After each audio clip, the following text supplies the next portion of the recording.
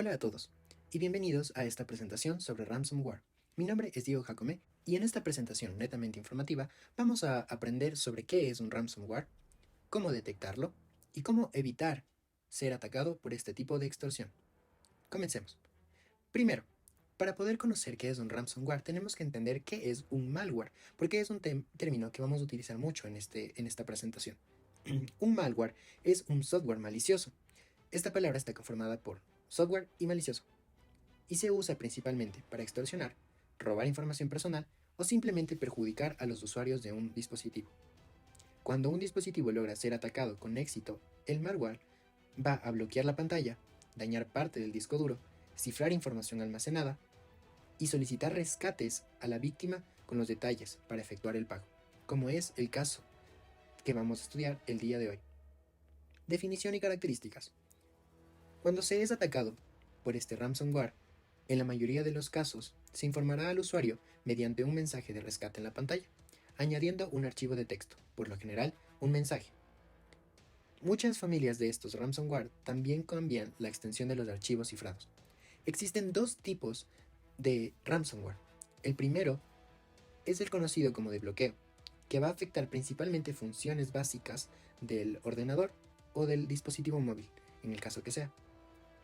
Esto obligándolo a la persona a pagar este rescate para poder utilizar su dispositivo, ya que por lo general se bloquea la pantalla.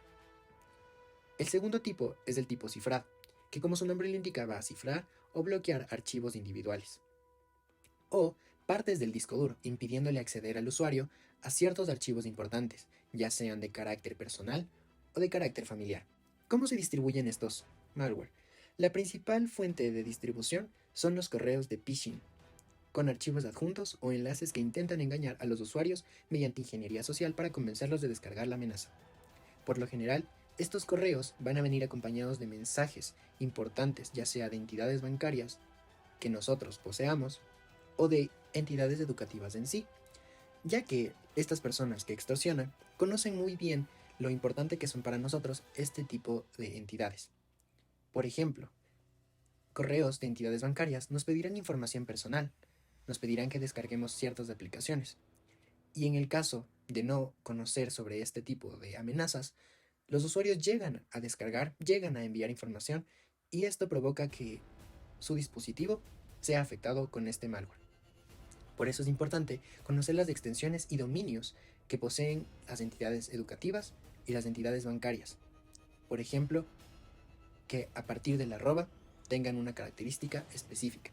En la imagen que podemos ver en la izquierda es un ejemplo de malware y de correo phishing que se ha enviado a un usuario, donde se le indica que tiene una factura electrónica para el mes de mayo y de junio. Seguramente esto es mentira, y como se indica, esto es un malware, ya que no cuenta con las fuentes oficiales y como se puede ver en la parte superior, nos lleva a una página muy extraña. En el caso de la derecha, nos podemos encontrar con un ejemplo de este ransomware, donde se le indica a la persona que sus archivos han sido encriptados y se solicita una única clave después de un pago de 300 euros. Bien, ¿qué herramientas contamos para poder prevenir y para poder combatir este tipo de ataques cibernéticos? La primera herramienta con la que contamos es la de la prevención. Evitar abrir estos archivos maliciosos, evitar abrir correos que tengan unas identidades sospechosas, evitar descargar aplicaciones de lugares que no sean seguros es la principal herramienta para evitar este tipo de estafas y de extorsión a través del ransomware. Otra herramienta es la de la protección. Por ejemplo, el contar con un buen antivirus en nuestro dispositivo móvil permitirá que actúe como una barrera o escudo ante estos posibles software malignos. Finalmente, la actualización. ¿En qué sentido?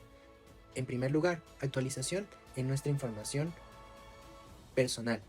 Es decir, mientras más informados estemos al respecto, menos podremos caer en este tipo de trampas y más podremos informar a las personas que nos rodean para que también eviten caer en este tipo de situaciones. En otro aspecto, la actualización de los sistemas operativos y parches de seguridad para nuestros dispositivos móviles permitirán una mayor seguridad y una mayor protección ante estos posibles ataques cibernéticos. Vulnerabilidades. Investigadores crearon una lista que reúne un total de 42 vulnerabilidades presentes en 17 tecnologías diferentes, que los grupos de ransomware han explorado para lograr acceso inicial en los sistemas de sus víctimas. Como podemos ver en la imagen de la derecha, diferentes usuarios de la plataforma social Twitter se han unido para poder brindar más información a la comunidad y que éstas estén más alertas de qué vulnerabilidades pueden tener al momento de navegar por el Internet. El usuario Alan y Pancake, junto con diferentes usuarios conocedores del tema, han generado esta información que es muy útil para todos. Como podemos ver, y como se ha mencionado, son 42 CVE o Common Vulnerabilities and Exposures, o en español, vulnerabilidades y exposiciones comunes, las que se han determinado y las que se necesitan cubrir y solventar para evitar ser estafados por este tipo de acciones. Negociación. De acuerdo con estudios, se ha llegado a la conclusión de que el precio debe ser lo suficientemente alto como para cubrir el coste de alojamiento del malware, las pruebas de penetración y el desarrollo de conjuntos de herramientas para los atacantes, pero lo suficientemente bajo como para que un alto porcentaje de víctimas lo pague. Es decir, que este tipo de personas que estafan realizan cierto tipo de estudios de mercado para poder saber cuál es el precio que tienen que cobrar a sus víctimas y que éstas efectúen este pago. Sin embargo, también se aconseja a las personas que han caído en este tipo de estafas, por lo general empresas grandes, que actúen de cierta manera como un diálogo con estas personas atacantes y que se pueda efectuar un consenso y se pueda llegar a un pago que no perjudique a esta empresa, ya que enfrentar problemas legales podría ser perjudicial y la empresa puede llegar a perder más con la pérdida de esta información que pagándoles a estas personas que los intentan estafar. En el caso de las empresas pequeñas, también se suelen cobrar valores que son mucho más pequeños y que pueden llegar a ser costeables para estas empresas. Finalmente, ¿cómo podemos recuperar los datos cuando hemos sido atacados por este tipo de estafas? Podríamos restaurar copias antiguas.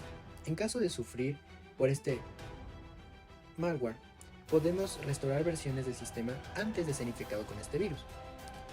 Obviamente perderemos información actualizada, pero podremos tener la seguridad de que nuestro dispositivo no va a estar infectado y que tendremos probablemente más del 80% de los archivos importantes de nuestro ordenador. Un antivirus también podría solucionar estos problemas.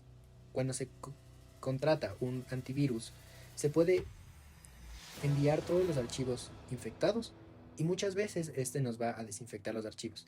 Cabe recalcar que no todos los antivirus cuentan con este servicio, debido a que es costoso y no siempre es gratuito.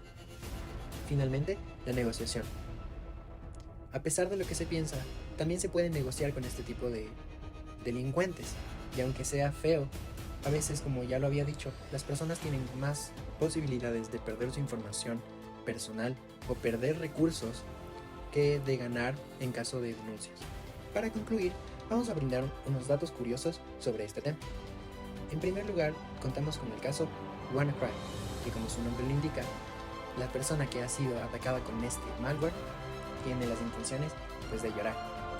Este caso ha sido uno de los casos más famosos y más importantes a lo largo de la historia, ya que en el 2017 aproximadamente 200.000 personas fueron atacadas por este malware, donde se solicitaba a cada víctima un pago con bitcoins en más de 150 países, lo cual ha sido uno de los casos más grandes y por lo tanto de más relevancia a nivel histórico dentro de estos malware. Por otro lado, extorsionar a los usuarios, como lo hace este tipo de malware, no es un invento del siglo XXI, como se podría creer.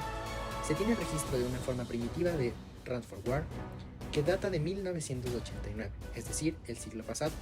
Los primeros casos concretos de ransomware se denunciaron en Rusia en 2005. Desde entonces, el ransomware se ha convertido en un fenómeno mundial que mantiene con cada nuevo tipo que se crea su efectividad. Es importante, ahora que contamos con nuevas herramientas virtuales, tener mucho más conocimiento sobre los peligros a los que nos enfrentamos día con día.